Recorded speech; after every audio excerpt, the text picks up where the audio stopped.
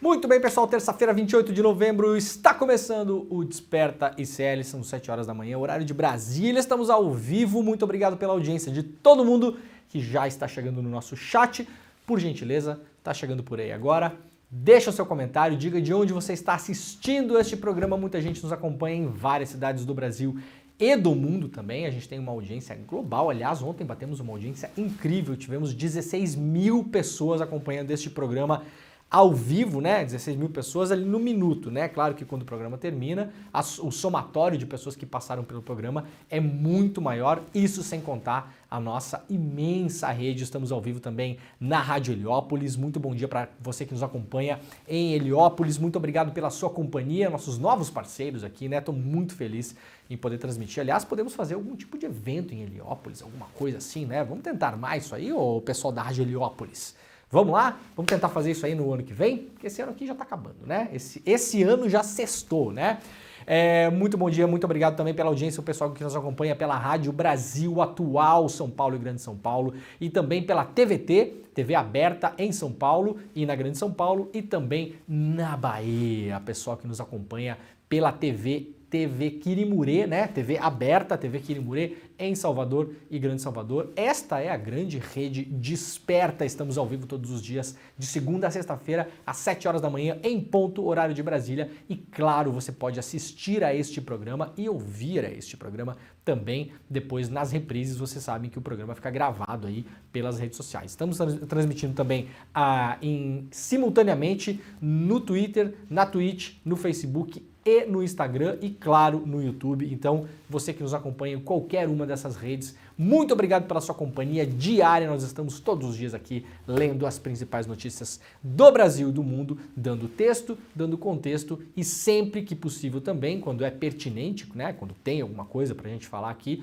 fazendo uma crítica construtiva, sempre, né, muito elegante, muito qualificada, sem ataques pessoais, né, jamais fazemos isso aqui, ao contrário do que algumas pessoas tentam fazer parecer, porque tem gente que não gosta que a gente faça crítica de imprensa aqui, mas a gente faz crítica de imprensa porque este programa não é feito para fazer amigos, né? Se você quer fazer amigos, você pode ligar para o Teleamizade, né? Você pode baixar um aplicativo de conversa, né? Você pode ir para um bar, como diz o Roger Waters, né? Tá precisando conversar? Vai para um bar, né? Eu vou começar a passar a mensagem que o Roger Waters passou nos shows deles aqui também, né? Se você não gosta das posições políticas do Leandro, você pode ir para um bar, né? Você também pode ir para um bar e continuar ouvindo este programa também, né? Para passar raiva, tem gente que ouve o programa para passar raiva. Então, bom dia para quem tá aí para passar raiva também. Vamos passar raiva, como diz o pessoal do Medo e Delírio, né? O maior podcast deste país, né? Tá bom? Então tudo certo. Ó, quem tá chegando por aí, por gentileza, se você tiver um tempinho na sua rotina aí, eu sei que nesse horário da manhã muita gente tá correndo, tá fazendo os seus deveres, os seus afazeres, né, domésticos, ou tá no trabalho, tá chegando no trabalho, tá indo pro trabalho, tá voltando do trabalho. Muita gente está trabalhando enquanto nos ouve também. Claro, se você não tem tempo, não pode fazer isso agora, não tem problema nenhum, mas se você puder, tira um minutinho para fazer algumas coisas muito rápidas, principalmente se você nos ouve e nos acompanha pelo YouTube. Deixa o seu like no vídeo, que é importante, né? A gente já explicou várias vezes aqui. O YouTube depende de uma coisinha chamada algoritmo, né? E esse algoritmo aparentemente ele distribui mais na timeline das pessoas que o programa está online, quanto mais pessoas dão like, né? Em tese, eu não sei se isso funciona de fato, mas, né, não, ao fazer você não está com certeza prejudicando a nossa distribuição do programa. Então, por gentileza, deixa o seu like, se for possível. Assine os canais do ICL também. Este programa está ao vivo em vários canais do YouTube ao mesmo tempo, né? Estamos ao vivo no canal do ICL, estamos ao vivo no canal do Eduardo Moreira, estamos ao vivo no canal do Leandro Demore, estamos ao vivo no canal da TVT, estamos ao vivo no canal da Rede Brasil Atual. Então, seja lá qual canal você estiver acompanhando esse programa, assine o canal que você está acompanhando o programa e ative o sininho. O sininho é a maior chance, né, remotamente possível, às vezes funciona, às vezes não, muita gente reclama que não recebe os avisos do YouTube, né, e a gente não tem controle sobre isso, infelizmente, né. Agora, se você ativar o sininho, tem uma chance muito maior do YouTube avisá-lo ou avisá-la quando estivermos online, tá bom? E por último, quem puder, por gentileza, compartilhe também este programa. Isso vale para todas as redes sociais, tá bom, gente? Se você nos acompanha pela TV aberta ou pelo rádio, pode também avisar as pessoas que você ama, né? E também o seu tio bolsominion, para que ele possa passar um pouquinho de raiva, né? Os tios bolsominion nos acompanham muito aqui também, com alguma frequência, né? Eles passam raiva, mas lá no fundinho do coração eu tenho uma esperança de que nós estamos educando as pessoas também para entender como funcionam as coisas na imprensa, aprender a ler notícia, né? Aprender a dar o contexto para as coisas, aquela coisa toda lá. Então, pode compartilhar também para o seu tio bolsominion passar um pouco de raiva, mas lá no fundinho, assim, lá, sabe lá, ele vai aprender alguma coisa. Ele não vai falar, porque não pode, né? Porque o orgulho é muito maior, né? Mas ele vai aprender alguma coisinha, né? Vai se tornar uma pessoa melhor se ele acompanhar este programa. Tá bom, gente? Então tá. Vamos lá então, que tem bastante coisa para falar no programa de hoje. Vamos lá começar com o destaque do New York Times hoje, porque é um destaque importante, né? Ontem já se falava num eventual prolongamento de alguns dias do cessar-fogo em Gaza. E o New York Times, neste momento, reportagem publicada 2 horas atrás, cravou aqui, como a gente diz na imprensa, né? O Qatar, que participou das negociações do cessar-fogo em Gaza, disse que Israel e o Hamas concordaram em estender a trégua. Tá? Essa é a manchete principal do jornal norte-americano The New York Times, lembrando sempre que é um jornal que sempre privilegia assim, a visão do que se chama convencionalmente de establishment. Né? Essa palavra ficou um pouco gasta com o Olavo de Carvalho, né? Porque as pessoas usavam isso basicamente para tudo, deturpando o conceito, né? Mas sim, existe um establishment, né? Que são as instituições, os partidos, a parte da imprensa que também fala muito, né? Que está envolvida ali. Um jornal como o New York Times, que é um jornal centenário, tem vários tentáculos e interesses, né? E compromissos e acordos, né? Com todo esse establishment que basicamente estamos falando aqui não só do que rola na coisa pública, mas também dos interesses privados, os compromissos privados, né, das grandes empresas dos Estados Unidos e tal. Então é um jornal que sempre vai ter uma visão que você tem que ler o New York Times, né? Tem reportagens incríveis, tem jornalistas maravilhosos, tudo. Como eu sempre falo da imprensa aqui, né? Muita gente perde muitas vezes o fio da meada, né? Nas conversas aqui. Você fica sentando pau no Estadão, né? Na última semana foi a vez do Estadão, né? Sim, e quando tem reportagem boa também a gente mostra aqui e elogia, né? Eu não tenho compromisso com nenhuma dessas empresas. Aliás, conselho para os colegas jornalistas, né? Para vocês lembrarem todos os dias. Vocês são assalariados, vocês não são sócios das empresas, tá? Jornalistas do Estadão, vocês não são sócios do Estadão, tá bom? E a direção do Estadão não vai pensar 2 vezes se tiver que dar um pé na sua bunda para cortar custos, tá bom? Então não compra muito compromisso, assim, né? Faz teu trabalho ali de maneira honesta, tranquila, tem repórteres excelentes, mas assim, se jogar na granada por causa do dono do jornal, por causa do seu chefe, por causa do editor, não costuma dar bom, tá? Eu tenho alguma experiência com isso, sei exatamente como é que as coisas funcionam, sei exatamente os caminhos que as coisas tomam também depois que você sai do veículo onde você trabalha, tá bom? Não vou entrar em detalhes aqui, porque não é o caso, né? Não vou cometer inconfidências, né? Mas todos os compromissos que vocês acham que as pessoas têm com vocês nas redações, eles se dissolvem no ar em questão de horas depois que vocês saem dos lugares onde vocês estão trabalhando, tá bom? Então pensem nisso na hora de ficar se atirando em granada. Eu já fiz muito isso, me arrependi muito, inclusive, né? Muito, severamente, né? Aprendi, né? Espero que eu tenha aprendido. Então, lembrando, o New York Times tem essa visão, né? É uma visão que sempre vai privilegiar, né? Eu acho até que nesse caso, nos últimos dias, eles têm feito uma cobertura mais equilibrada, mas sempre vai privilegiar o olhar das superpotências. Quem é a superpotência envolvida neste conflito? Israel, né? O governo israelense. Benjamin Netanyahu, né? Aliados de primeira hora dos Estados Unidos. Então, dificilmente você vai ver o New York Times tomar uma posição muito diferente disso. No entanto, essa informação é uma informação bastante objetiva, né? O cessar-fogo deve continuar por mais alguns dias. O jornal não dá detalhes aqui, né? De quanto tempo, né? É uma notícia, como se chama na imprensa, uma notícia flash. né? Então vocês veem aqui, ó, a manchete e aqui está a notícia. Tem mais alguma coisa em relação a isso? Não necessariamente, né? É pouca coisa. Então, aqui, ó. O governo de Israel não comentou, por enquanto, essa notícia que o New York Times está dando, né? Dentro do acordo inicial, que foi mediado pelo Catar, estão considerando, então, uma trégua um pouco mais longa e continua o intercâmbio entre reféns, né? Aí você vê, assim, né, no uso das palavras, como as pessoas que foram sequestradas pelo Hamas, abduzidas lá pelo Hamas, são chamadas de reféns pela imprensa, inclusive a imprensa brasileira, e as pessoas que foram sequestradas também, abduzidas pelo exército de Israel, porque o exército de Israel vai lá na casa da pessoa, pega a pessoa, enfia num carro e leva a pessoa embora e some com a pessoa, enfia numa prisão, né? Isso não há diferença entre uma coisa e outra. Aliás, eventualmente, muitas vezes, pode ser pior quando é feita por um poder constituído e por um Estado constituído como é o Estado de Israel, né? A gente já vai ver o perfil das pessoas que estão presas em Israel aqui, vocês vão entender exatamente o que eu estou falando. Então, possivelmente haverá mais troca de reféns de ambos os lados nas próximas horas. Bom, falando então aqui sobre isso, vamos ver o perfil das pessoas. Olha aqui, ó. O Jeff Nascimento, que é um jornalista, né, que é muito atuante lá no Twitter, publicou isso aqui, ó.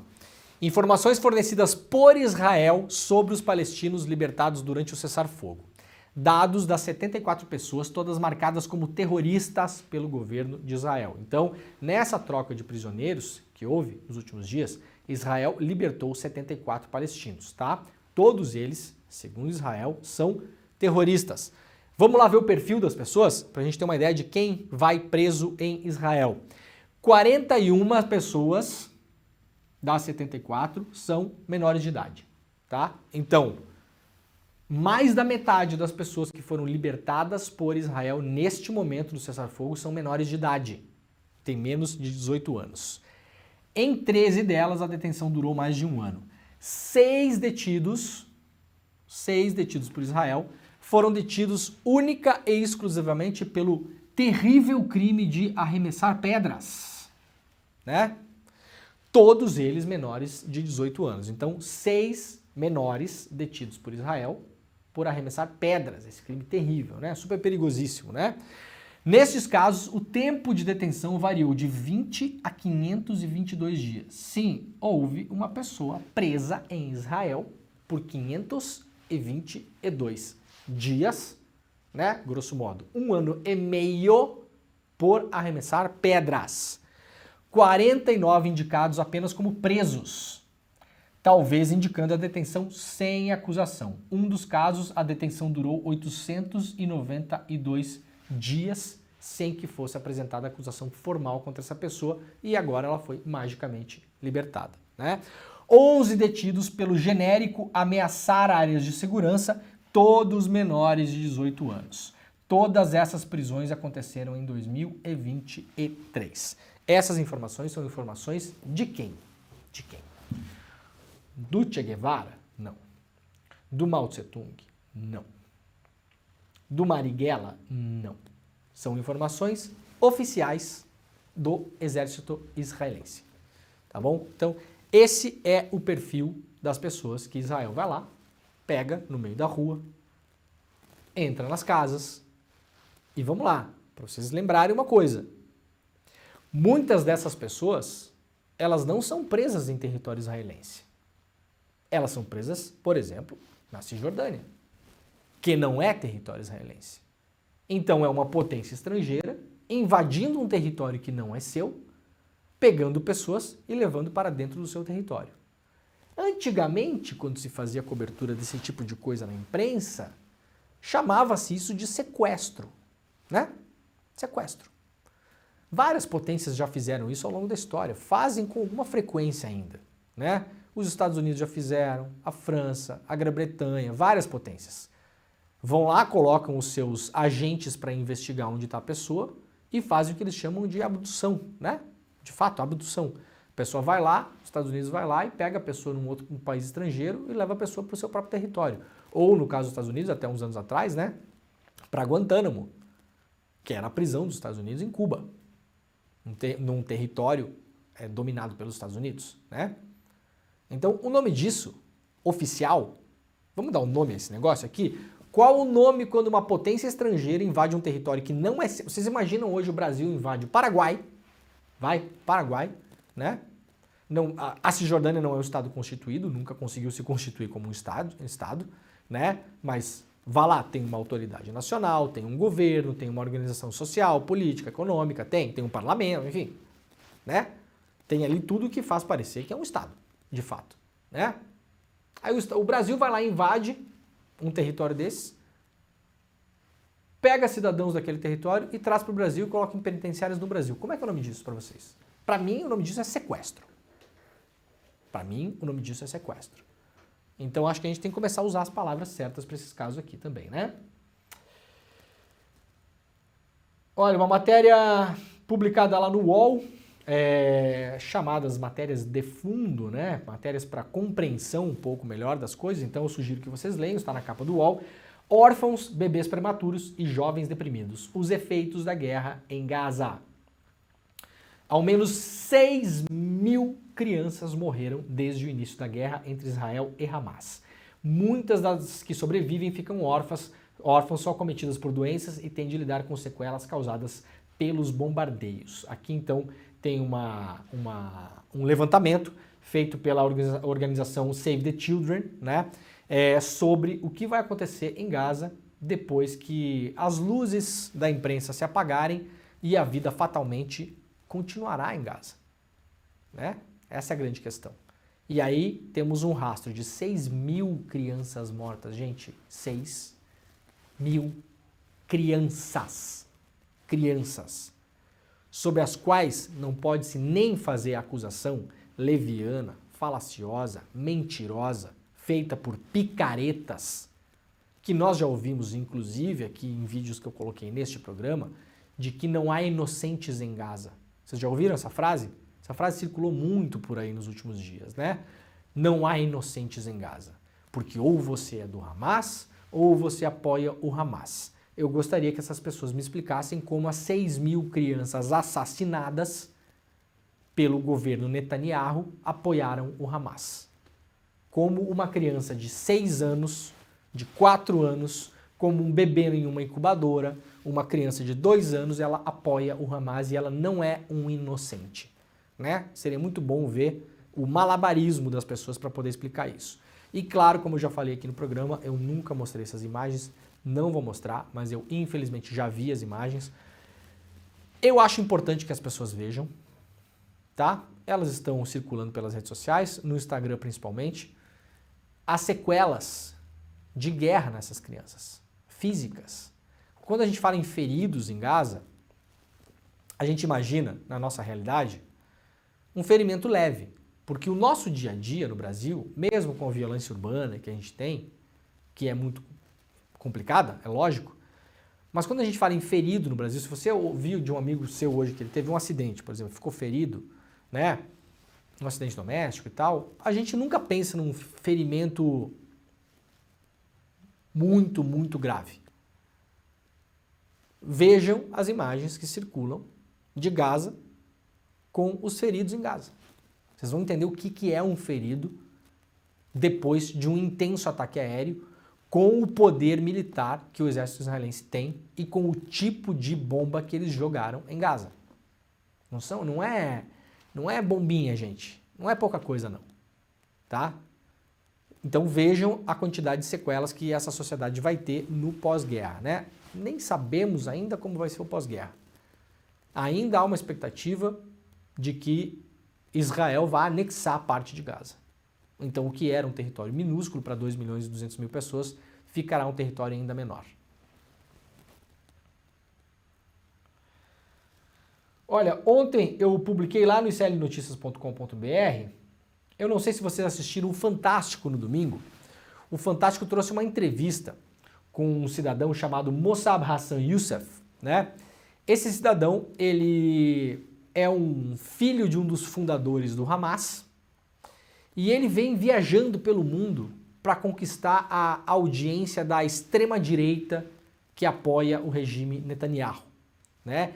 Ele é aquele billboard, como os norte-americanos chamam, né? Ele é o cartaz perfeito, ele é o propagandista perfeito numa situação como essa. Por quê? Porque ele é palestino e não só ele é palestino. Ele é filho de um fundador do Hamas e ele é, como os americanos, os norte-americanos chamam também, um turncoat, um vira-casacas, né? Ele saiu do Hamas e foi espião para o governo israelense durante vários anos, tá? Então esse é o perfil desse cara. Estaria tudo bem se ele contasse as suas experiências, como é o Hamas e tal, e aqui não vai uma defesa minha em relação ao Hamas. As pessoas confundem as coisas, muita gente confunde de propósito, tá bom? Sempre falo, né? Vocês acham que a gente é bobo aqui e tá dormindo, né? Então, vocês podem continuar tentando confundir de propósito as coisas aí, né? E se você defende os palestinos, você apoia o Hamas, né? Só otário vai acreditar no que você está falando, mas tudo bem, né? Tem bastante otário no mundo. O mercado de otários é vasto no mundo, então você pode continuar enganando as pessoas aí, não tem problema nenhum, né? Aqui, né, nós e a nossa audiência, a gente acorda cedo todos os dias, né? Estamos despertos todos os dias aqui para não cair nessas bobagens que vocês andam falando por aí. Muito bem. Esse cara foi convidado para vir ao Brasil e está sendo ciceroneado no Brasil aí por uma organização chamada Stand With Us. Essa Stand With Us é uma organização que se vende como uma organização de educação para a paz, tá bom? Então esse é o contexto. Os caras trazem para o Brasil este cara que é o chamado filho do Hamas, como ele se identifica e é identificado, né? Ele é trazido pela Stand With Us e a Stand With Us consegue colocar ele em vários programas na televisão brasileira, né? É CNN, é Globo News, domingo o cara tava no Fantástico, deu aquelas entrevistas pomposas, sentada num sofazinho, à meia luz, super, né, produzida e tal. Seria ótimo se esse cidadão fosse um cara que lutasse pela paz.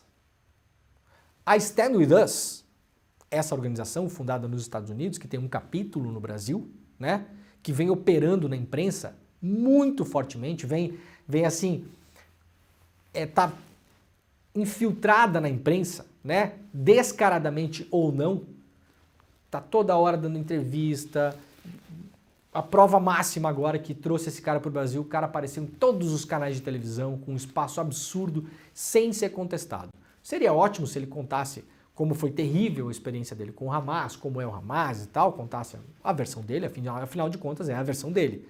Ah, mas ele viu de dentro, ele era um cara do Hamas. Bom, várias outras pessoas que viram de dentro contam outras coisas. Várias pessoas que moram em Gaza contam outras coisas. De novo, aqui não é uma defesa do Hamas. Toda vez que a gente coloca muito o Hamas em evidência, a gente polui o debate. A gente polui a causa palestina, inclusive.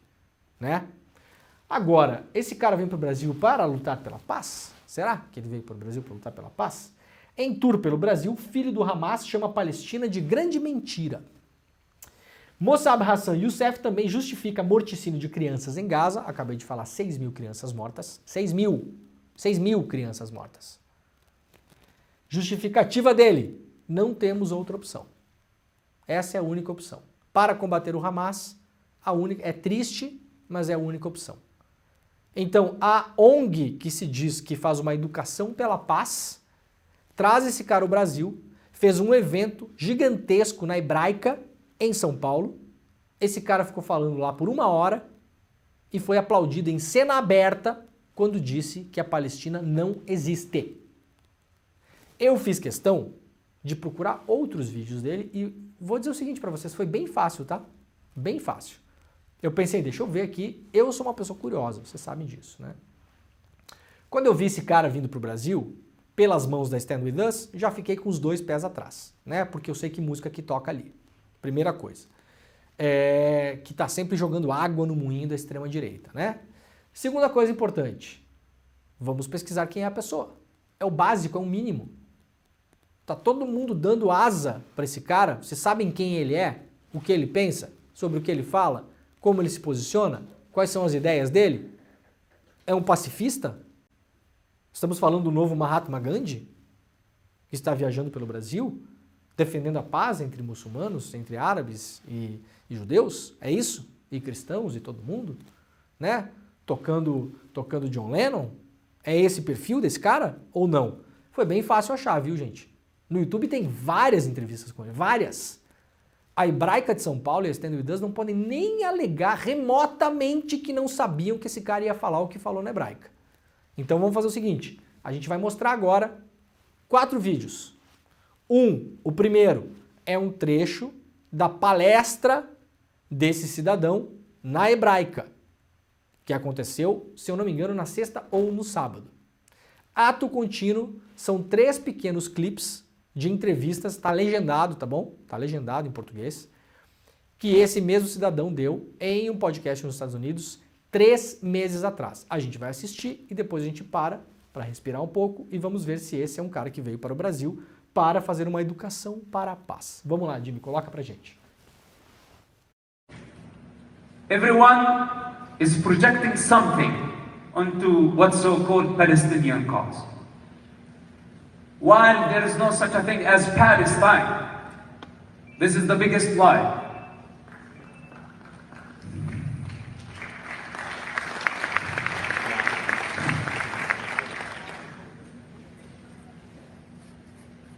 But people need a cause. They need a God. And if there is no such a thing,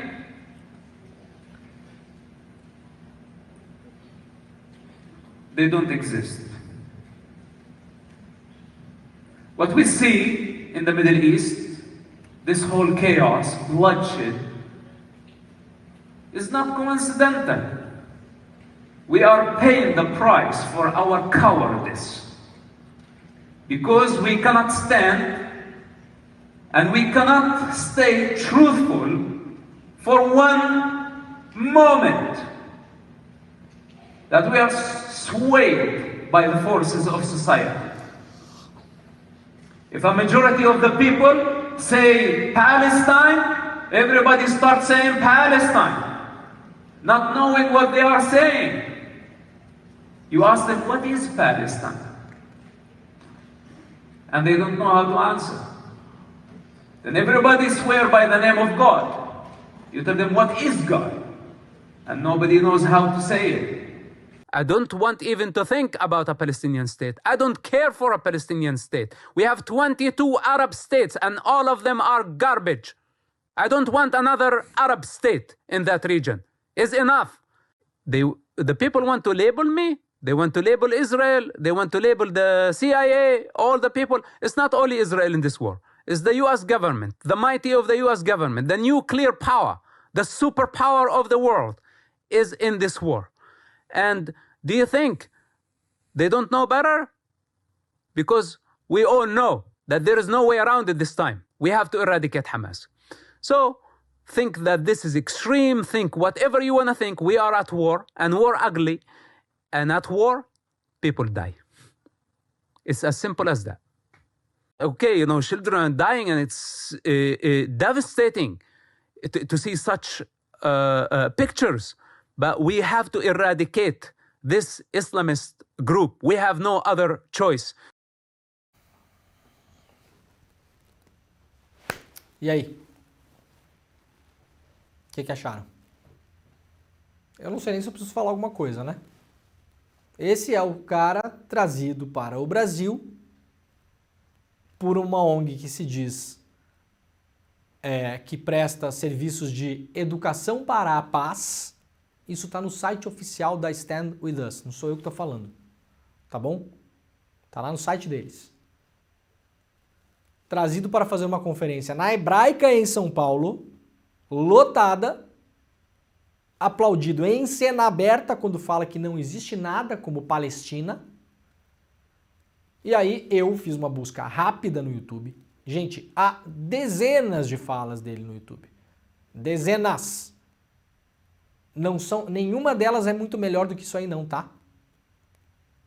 Deve ter coisa pior, inclusive, que eu não consegui nem procurar tudo. Assisti algumas entrevistas, mas não consegui assistir a todas. E aí eu me pergunto, vamos lá, para a gente encerrar esse assunto. Quando o Hassan Rabi, palestino, nascido em Gaza, que mora no Brasil desde 2014, tinha ido para Gaza um mês e meio atrás para o casamento da irmã. Levou a esposa brasileira e as 2 filhas. Chegou lá, começaram os bombardeios em Gaza, casamento aniquilado, não teve festa, vários convidados morreram. Ficou preso em Gaza por 1 mês e meio até conseguir sair. Preso pelo exército de Israel, que não abria a fronteira. Quando o Hassan finalmente chega no Brasil, começa a se espalhar pela imprensa de modo muito curioso, e eu aqui, ó, duvido que a imprensa foi fazer investigação em cima da vida do Hassan. Duvido. Eu aposto e também vamos dizer o seguinte, eu aposto e sei que já tinha um dossiezinho pronto do Hassan Rabi, que foi mandado para a imprensa comercial brasileira quando ele chegou no Brasil. Com 3 posts dele antigos no Facebook, que tinha meia dúzia de like, né? Posts agressivos, sim, contra Israel, e já falei sobre isso aqui, é muito fácil para mim, sentado aqui com a minha bunda na minha cadeira aqui, confortável, ser pacifista, que eu sou pacifista, né? Agora, eu entendo a raiva do Hassan Rabi quando ele postou o que ele postou.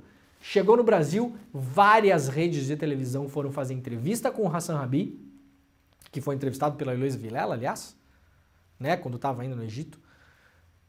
Várias redes foram fazer entrevista com o Hassan Rabi na base aérea, em Brasília, porque eu estava lá e eu vi os colegas entrevistando o Hassan. Tava todas as redes lá, todas. Tinha uns 40 jornalistas no dia lá. Sabe aquelas imagens que vocês veem, que tem um monte de jornalista, assim, com câmera, com microfone, tava assim aquele dia. Fizeram entrevistas coletivas, depois fizeram entrevistas individuais com o Hassan e com outros refugiados. Várias redes de televisão derrubaram as entrevistas, não passaram as entrevistas. Por quê? Porque começou a correr o boato, né? Jornalista é raça às vezes, que é difícil, né? Começou a correr o boato que o Hassan Rabi era porta-voz do Hamas. E aí derrubaram as entrevistas com o Hassan Rabi. Ou seja, a imprensa fez uma diligência, né? Ela foi atrás e falou, não, nós entrevistamos o Hassan, mas a gente não vai passar isso aqui no Jornal Nacional, não, tá? Não vamos passar entrevista com o Hassan, porque há suspeitas aí que o Hassan fez, né? Tem uns posts dele que são muito agressivos contra Israel, então a gente não vai passar a entrevista dele. E por que estão passando a entrevista desse cara em tudo que é lugar? Vocês perderam o senso do ridículo. Esse cara é entrevistado pelo Fantástico sem que ninguém do Fantástico procure o nome dele no YouTube. Gente, isso não é nem investigação, tá? Isso aí, a minha avó, se tivesse viva, poderia ir no YouTube e procurar o nome dele. Isso é o mínimo do mínimo. Esse cara é entrevistado na CNN, no Fantástico, não sei o quê. Vem cá. Nenhum produtor, nenhum repórter, ninguém vai lá procurar para saber quem é o cara, qual o histórico dele. Vocês pegam o currículo dele pronto, possivelmente enviado pela Stand With Us para vocês. É assim, é. Olha, eu vou começar a mandar gente que eu gosto lá no Fantástico. Tá mole, né? Para qual e-mail que eu mando? Sugestão, para vocês entrevistarem gente. Porque pelo visto qualquer groselha que a gente mandar lá, vocês vão botar no ar sem investigar. Ou não. Ou não. Ou isso é feito de modo consciente?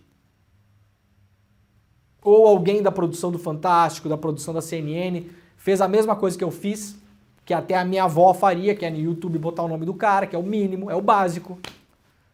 E viu o que eu vi também e decidiu fechar um olho e abrir o outro e olhar para o lado. Ou das duas uma, né, gente? Ou vocês não estão fazendo o básico, o mínimo, saber com quem vocês estão falando. Poderia entrevistar esse cidadão aqui, o Mossab Youssef, no Fantástico? É claro que sim. É lógico. Aliás, eu gostaria de entrevistá-lo também. Eu também gostaria de entrevistá-lo. Será que seria possível? Será que ele está no Brasil ainda? Mas aí eu vou fazer as perguntas em cima dessas coisas que ele vem falando. O senhor falou que todos os estados árabes que tem no mundo são lixo. Explique. O que ele falou, a gente acabou de ver. O senhor falou que 6 mil crianças mortas é um efeito colateral e que tem que ser assim mesmo porque é a única opção para erradicar o Hamas. Spoiler, não vai erradicar Hamas nenhum, tá? Não vai acontecer. Não vai acontecer. Não porque eu quero ou deixo de querer. Não vai acontecer. Não vai erradicar tráfico, não vai erradicar PCC, não vai erradicar milícia, não vai erradicar Cosa Nostra, não vai erradicar Sacra Coronunita, Ndrangheta, Camorra, Union Corse, não vai Yakuza, máfia nigeriana. Não vai erradicar, gente. Não vai erradicar. Isso não existe. Isso é falso, é uma falácia. é uma desculpa usada para fazer guerra. E esse senhor que veio para o Brasil é um propagandista da guerra, trazido por uma ONG que se diz defensora da paz. Ora, façam-me o favor. E os jornalistas também façam-me o favor, né? No melhor dos casos, nesse caso, vocês passaram por incompetentes. Porque não conseguiram dar um Google para tentar entender quem é o cara. Pode entrevistar o cara? Pode. Confronte ele com as opiniões dele. Essas opiniões são as opiniões dele. O senhor disse que não existe Palestina. Como assim não existe Palestina? Mas o senhor está aqui para fazer o quê? Um diálogo pela paz? Ou qual a sua posição? O senhor disse que, infelizmente, a única opção é, de modo deliberado, assassinar crianças em Gaza. Como assim? O senhor acha que não tem outra opção? Não há outra opção possível? Esse é o único modo de fazer isso? O senhor chamou os Estados Árabes, os 22 Estados Árabes, de lixo. Lixo. Alguém perguntou isso para ele nas entrevistas, gente? Está a um clique de mão no YouTube. É uma vergonha, né? Quem quiser ler, tá lá no iclnoticias.com.br, tá bom? Lá para a Folha de São Paulo, palestinos em Gaza dizem ter voltado à idade da pedra, enfrentando fome e doenças. Claro, né? Foi tudo obliterado por Israel. Vamos lá para São Paulo. Trens circulam em trecho reduzido e metrô amanhece fechado em dia de greve. Uma grande mobilização hoje em São Paulo. O transporte público está bastante comprometido hoje por conta da greve, então você já sabe, né? Se tiver que sair de casa hoje, presta atenção como é que você vai fazer as coisas, né? Se puder ficar em casa também, eventualmente, porque realmente não vai ser fácil circular por São Paulo hoje. Passageiros encontraram os acessos fechados na estação Itaquera, na zona leste da capital, na madrugada desta terça-feira, após o início da terceira greve atingir os transportes este ano. Por volta das 4h20, quem tentava embarcar nas linhas vermelha 3 do metrô ou na 11 Coral do trem não conseguiu subir as escadas que levam às catracas. Às 4h30, o acesso para os trens abriu. A circulação na linha 11 Coral está limitada ao trecho entre Guaianazes e Estação da Luz. Greve ignora a justiça e promete parar São Paulo pela terceira vez no ano. Sindicatos pedem o fim do projeto de privatização da gestão Tarcísio. O governo estadual diz que paralisação é política. Não, a paralisação é o quê? O que a paralisação é? O que uma greve é, Tarcísio? Ô, meu Deus, tá difícil hoje, né? Ô, governador, o senhor entrou na política ontem, né? Literalmente, né? A greve é o quê? O que é uma greve, se não é política? É o quê? É científica, é interestelar, é o quê? É matemática. Ora, a origem da greve é política, ô Tarcísio. Privatização também é política, viu, Tarcísio? Privatização também é política. É uma escolha política, ideológica. Não é uma escolha técnica.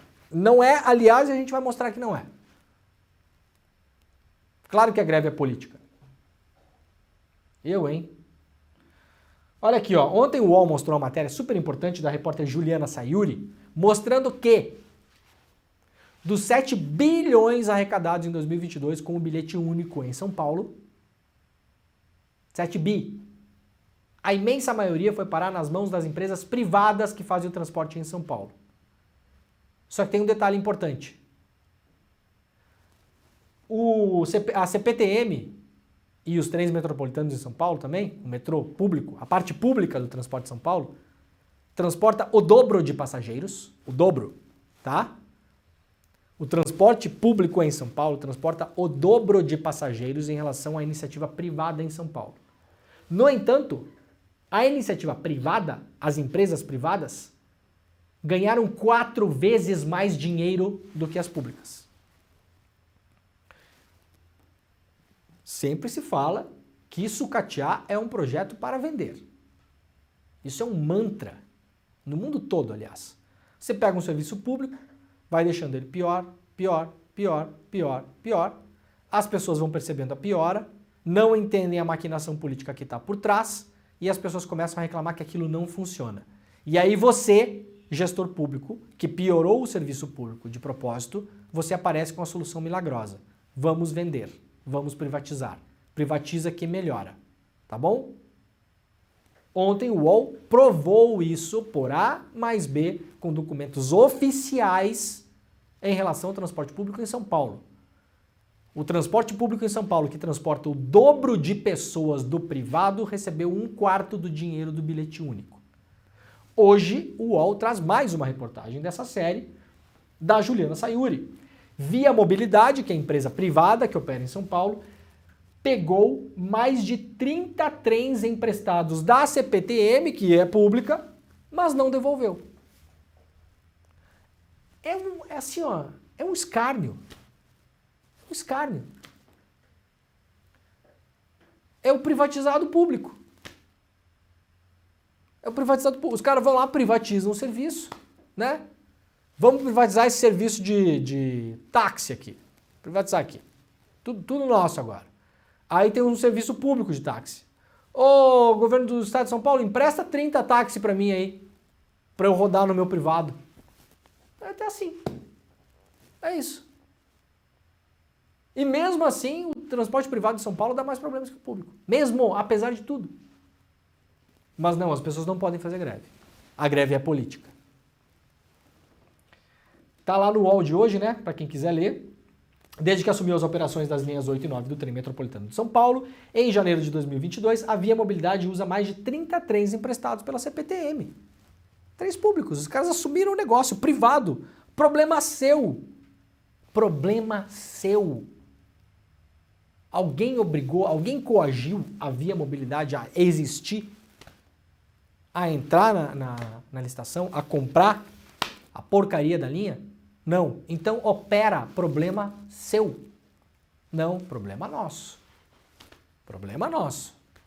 Tá faltando trem aqui, pega da CPTM. É brincadeira. É sério, é um negócio inacreditável. Se alguém publicasse isso aqui sem documentos, que o UOL está publicando, os documentos todos, a gente ia ler e falar, não, isso aqui não é. Isso aqui alguém está inventando esse negócio. É digno de alguém inventar um negócio desses. É tão descarado, eu sempre falo, eu tenho saudade da hipocrisia na política, né? Quando as instituições, as empresas, os políticos ainda faziam questão de parecer honestos, né? Mesmo que muitos não fossem. Ai, não é mole, né? Bom, tá aqui, ó, tá todas as tabelas, os trens aqui, ó.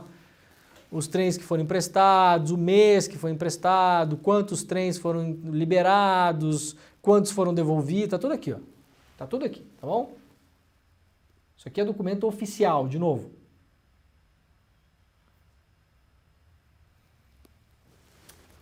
Vamos lá para os camaradas do DCM, Diário do Centro do Mundo, Alcolumbre, agenda sabatina de Dino no Senado. A sabatina do ministro da Justiça e Segurança Pública, Flávio Dino, indicado por Luiz Inácio Lula da Silva ao Supremo Tribunal Federal, está agendada para 13 de dezembro. 13? Coincidência. A confirmação foi dada por Davi Alcolumbre, presidente da Comissão de Constituição e Justiça do Senado, por meio de nota oficial. Segundo o informe, a sessão ocorrerá durante a reunião ordinária do órgão, sendo o senador Weverton Rocha, do PDT do Maranhão, o relator do processo. A indicação de Lula para o STF enfrenta a resistência da ala bolsonarista do Senado Federal, como se fosse grande novidade, né? Então tá marcada aí a sabatina do Dino, Flávio Dino, para o dia 13 de dezembro. Então deve ser confirmado, Flávio Dino, o novo ministro do Supremo Tribunal Federal ainda este ano. Senado e governo prevêem aprovação sem sustos de Dino ao STF e Gonê à PGR após costura de Lula. Então, muita gente ontem estava falando, né? Pô, será que vai ser fácil a vida do Dino na sabatina e tal? Bom, preparem-se para o show de horrores da sabatina, né? Vai ter lá Flávio Bolsonaro, sei lá o quê, vai ter essa gente toda lá, né? Vai ter dama do tráfico, viu? Parabéns, Estadão. Parabéns, Estadão. Vai ter dama do tráfico, né? Um factoide enfiado lá, né? Jogando água no moinho da extrema-direita, né? Com a inconsequência da reportagem que foi publicada. Obviamente isso aí vai ser pautado. É lógico. Agora o Flávio Dino já se mostrou um excelente orador, um cara muito bom de discurso lógico, né? Não perde o fio, um cara de respostas prontas. Vai ser bom de assistir a sabatina, né? Sabatina que, aliás, a gente vai transmitir aqui no ICL, né? O sinal da TV Senado é aberto, né? Então preparem-se porque a gente vai repercutir aqui também, claro, né? STF mantém multa de R$20 mil a Bolsonaro por reunião com embaixadores. A segunda turma do STF rejeitou por unanimidade 2 recursos contra a decisão do Tribunal Superior Eleitoral, que aplicou multa de R$20 mil ao ex-presidente da República Jair Bolsonaro por propaganda eleitoral antecipada nas eleições do ano passado. O recurso havia sido manejado pelo próprio Bolsonaro pela sua legenda, o Partido Liberal, o PL, e rejeitado inicialmente pelo ministro Dias Toffoli, relator do caso. O julgamento se refere ao encontro organizado no Palácio da Alvorada pelo ex-chefe do Executivo Federal com embaixadores para falar sobre o sistema eleitoral brasileiro, a tal famosa live lá dos embaixadores, né? Live pela qual, aliás, o Bolsonaro está inelegível. Então, junto com a decisão de inelegibilidade do Bolsonaro, havia a multa que tinha sido aplicada pelo TSE ao Bolsonaro de R$20 mil. O Bolsonaro recorreu ao STF e, por unanimidade, a turma desconheceu o seu recurso. Portanto, paga a multa aí, Bolsonaro. Olha, gente, ontem saiu no portal Metrópolis um áudio que foi gravado em uma reunião em 2019 com o deputado André Janones. O Janones, ele estava conversando, supostamente com assessores ou amigos, isso não fica claro, né? Não está claro quem participou da reunião, mas nessa reunião o Janones conversa com essas pessoas e fala que ele contraiu muitas dívidas quando tentou participar de uma campanha para a prefeitura e que esperava que os seus assessores, que seriam nomeados por ele, Janones, os que fossem ganhar salários mais altos, ajudassem ele, Janones, a pagar dívidas de campanha. Resumo, esse é o áudio que saiu ontem. Ato contínuo, claro, a gente olha isso e fala, o nome disso é rachadinha, né? Inevitável, né? Inevitável. Não vamos aqui dourar a pílula e nem fazer rodeios, tá bom? Vamos direto ao assunto. Você ouve esse áudio, e você fala, o nome disso aqui é rachadinha. Muito bem, ontem isso aí causou uma turbulência nas redes sociais, né?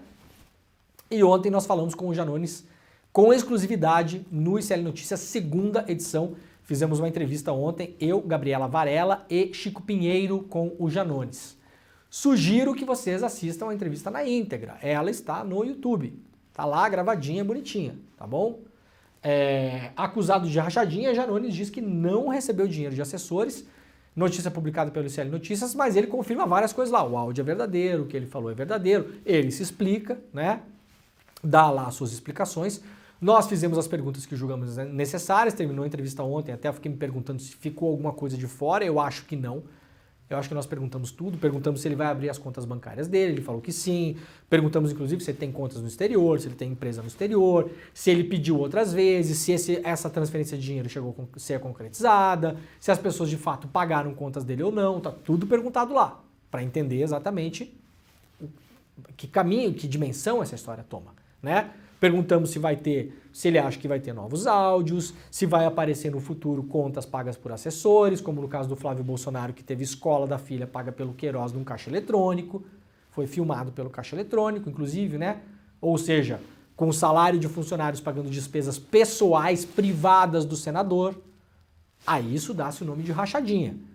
O STF já decidiu que o crime de rachadinha, que não existe no Código Penal brasileiro, claro, é o crime de peculato, tá?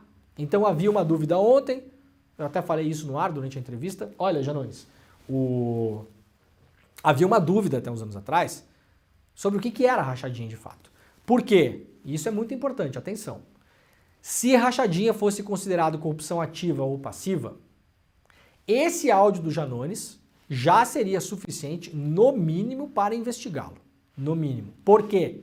Porque nos crimes de corrupção ativa e passiva, há ali uma descrição bastante detalhada do que é o crime, e ela não dá margem para dúvidas de que corrupção ativa e passiva comporta você prometer ou aceitar promessa de vantagem.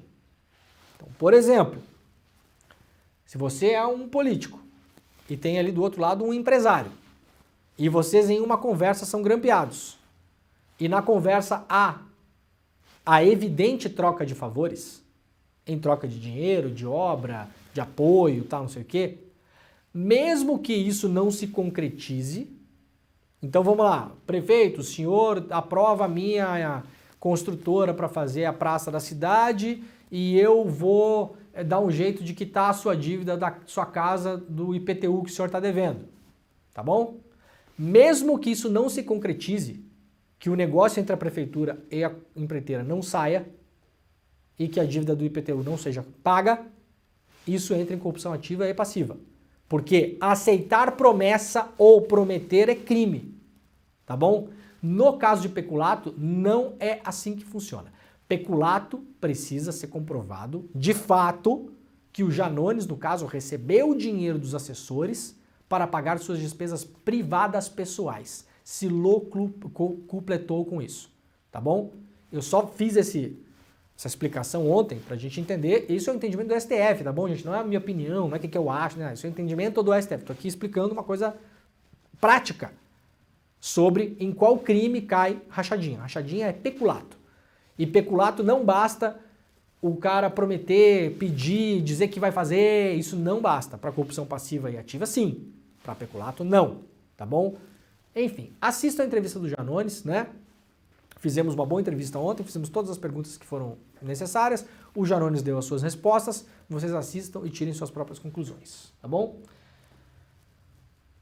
Para quem não quiser procurar no YouTube, que às vezes é um pouco mais difícil, tá lá no iclnoticias.com.br, só clicar lá que tá na capa, é a principal manchete do site hoje de manhã.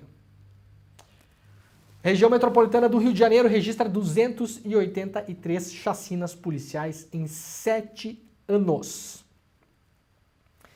Operações policiais na região metropolitana do Rio de Janeiro entre agosto de 2016 e julho de 2023 resultaram em 283 chacinas. O levantamento foi feito pelo Instituto Fogo Cruzado. No total, 1.137 civis morreram nessas ações. Os dados estão na plataforma Chacinas Policiais, lançadas ontem pela entidade. A gente passou a primeira parte do programa falando de Gaza. Tá aqui a nossa Gaza particular, né? Tá aqui, ó. 1.137 civis assassinados pela polícia de 2016 a 2023. 1.137. Somente na região metropolitana do Rio de Janeiro. Isso não é no Brasil todo, não, viu? Se acordássemos amanhã e falássemos assim, gente, desde 2016 até hoje a polícia no Brasil matou 1.137 pessoas, já seria um escândalo. Não é no Brasil, isso é região metropolitana do Rio de Janeiro. E aí toda vez que tem operação policial, que a gente vem aqui e fala do modus operandi, aparecem os defensores de chacineiro, né? No Brasil tem um monte de defensor de chacineiro, impressionante, né? Não, vocês estão acusando sem provas, tem que esperar a investigação, mas os caras estavam armados, a polícia só reagiu. Sempre a mesma coisa. Sempre a mesma coisa. Resultado final disso tudo, sempre, ao final, sempre também a mesma coisa. Chacina cometida pela polícia, sempre a mesma coisa. A mais recente que tivemos aí, de abrangência nacional em termos de notícia, foi a do Guarujá, em São Paulo. Dezenas de pessoas mortas.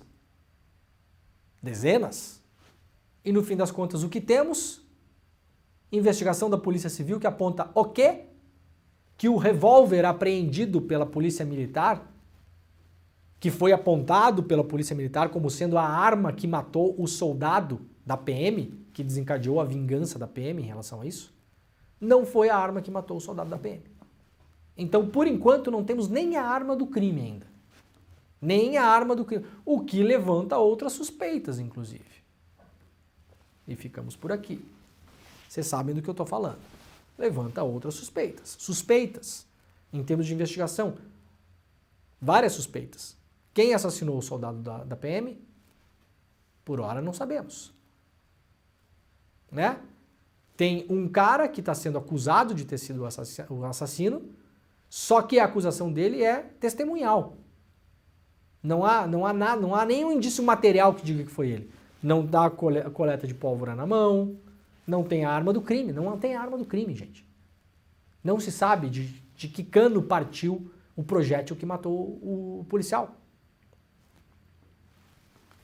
Chacina da polícia cometida por vingança. Aplaudida e apoiada pelo governador Tarcísio. aplaudida e apoiada. Elogiou a operação, falou que não havia nenhum erro na operação, quando já tinha 12 cadáveres empilhados em São Paulo, chamou a operação de técnica, né, e foi aplaudido. Congratulou a polícia por ter feito o que fez.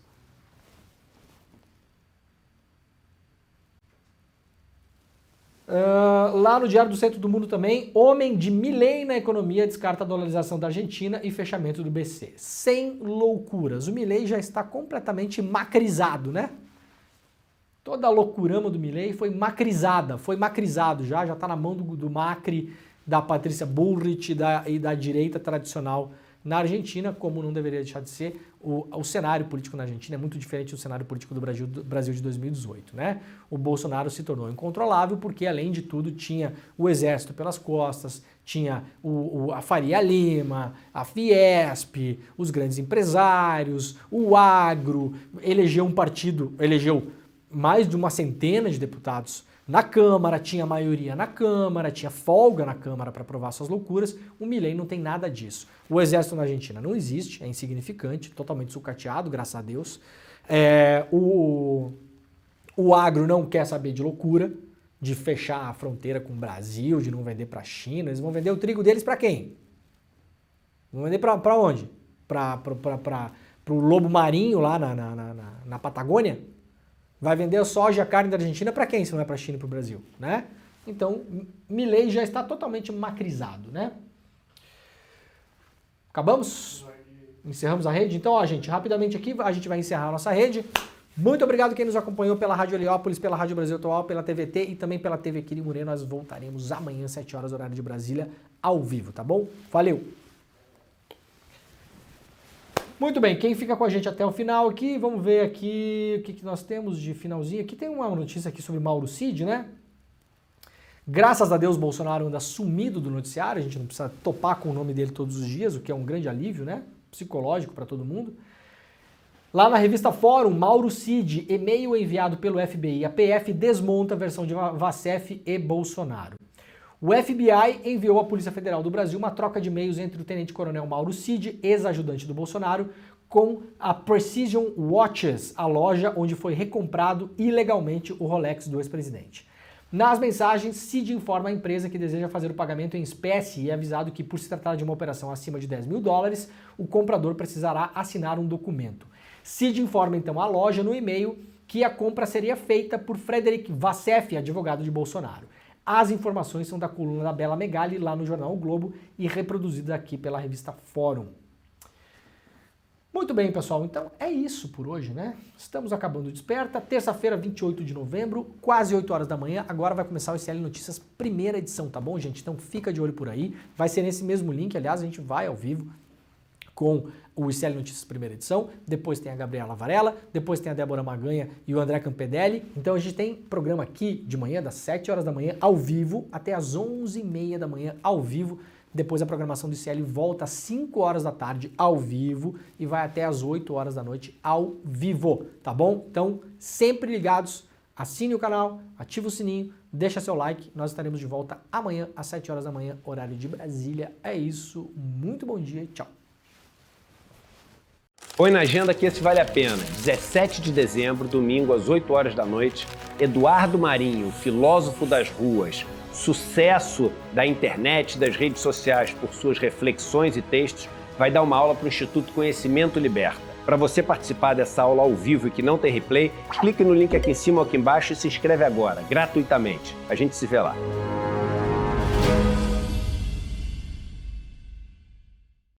Olá, eu sou o Eduardo Moreira, sou engenheiro civil, estudei economia na Universidade da Califórnia e passei mais de 20 anos no mercado financeiro.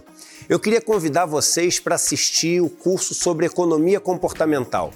Um curso que tem 8 aulas, com participação de todos os alunos e alunas, e vai trazer até vocês todas as explicações que a ciência hoje tem encontrado para o nosso processo de decisão.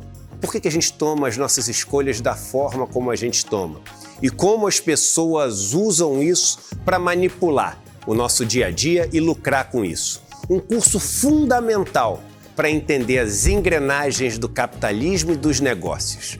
Vamos lá participar? O curso está 100% disponível para membros e membras da plataforma ICL, o Instituto Conhecimento Liberta. Eu conto com vocês nessa aula.